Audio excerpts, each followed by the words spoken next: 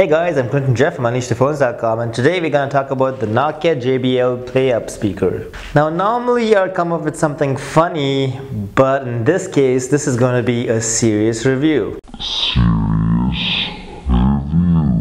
Mostly because there isn't actually anything funny about the Nokia JBL PlayUp speaker. It's a really nice portable little speaker that's available in a whole bunch of colors, including yellow, cyan blue, and black and white. And it's really cute and cuddly, as you can see. Last year Nokia announced the Play 360 speaker, which was also pretty cute and little tiny, and it kind of did everything you'd expect it to do and was really loud for a portable speaker at that time. This year Nokia followed it up with the JBL PlayUp speaker, which also kind of looks the same as the Play 360s, except it's more rounder, a little bit heavier, and a little bit larger. But apart from that, basically has the same features, except that it's louder and more powerful now, and you have the same ports at the back as well. So, should you get the PlayUp speaker, or should you stick with the Play 360 speaker? Or should you maybe just get another pair of portable Bluetooth speakers instead? Well, let's find that out. Weighing 760 grams and measuring 128 by 118 by another 118 millimeters,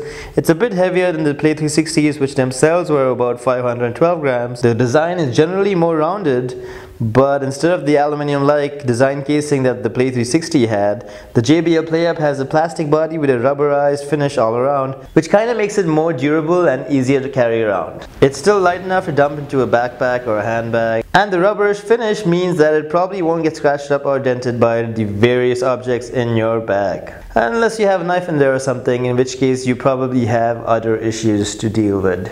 Just like the Play 360 speakers, the speaker on the JBL PlayUp is at the top for 360-degree sound. It's protected by a metallic speaker grille with the JBL logo proudly located in the center of the speaker. You'll also find the volume rocker button here and a battery indicator which lights up to let you know when your battery is running low or when it's charging. At the front you'll notice the Bluetooth button, which also lights up to indicate whether you've paired with a device or not. Towards the front side you'll also notice a very subtle Nokia logo with an NFC indicator underneath.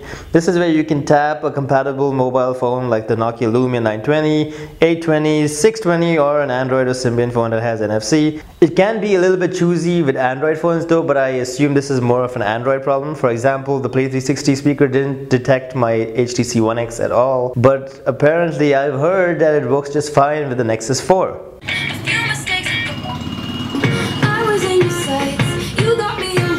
You can also pair via Bluetooth in case you don't want to use NFC or you have a device that doesn't have NFC. It's a little bit more inconvenient, but it just works fine with your iPad, your iPhone, or basically any device that has A2DP Bluetooth support. Now, in case your music player does not have Bluetooth, you can also use a standard wired connection. And if you unscrew the bottom of the PlayUp speakers, you'll actually notice that there is a 3.5mm standard audio wire right there. Along the side of the PlayUp, you'll also notice a tiny little air duct, which is apparently for the woofer. And at the back, you have a standard 3.5mm audio jack in case you want to use a wired connection instead of Bluetooth, and a micro USB port for charging it, and a power button to switch it on or off. Coming to sound quality, the JBL PlayUp is one speaker, so you do get mono sound out of it. With the Play 360 speakers from last year, that wasn't a problem because you could always buy another Play 360 speaker and pair them up over Bluetooth for stereo sound. Unfortunately, it doesn't seem like that's possible with the PlayUp speakers, where you can only use one speaker and there's no ability to pair up with another PlayUp speaker, which kind of sucks because it was something that was there in the older version of the speaker. But it's not too bad because the audio was a lot louder, a lot better, bass was a lot more punchier. It's as punchy as you can expect out of a portable speaker, and overall audio was a lot richer, which was surprising considering how last year I thought the Play 360 itself was a really good speaker. But the PlayUp kind of blows it out of the water too. Well, not blow out of water as much as is louder and overall more rich. It can very easily fill up a room like the room I'm filming in right now. Probably not great for a rave party or a house party, but powerful enough to have at a picnic or while you have an elegant dinner with guests or something like that. It's also pretty nice to have as a bedside speaker just in case you want to listen to music while you're falling asleep or something.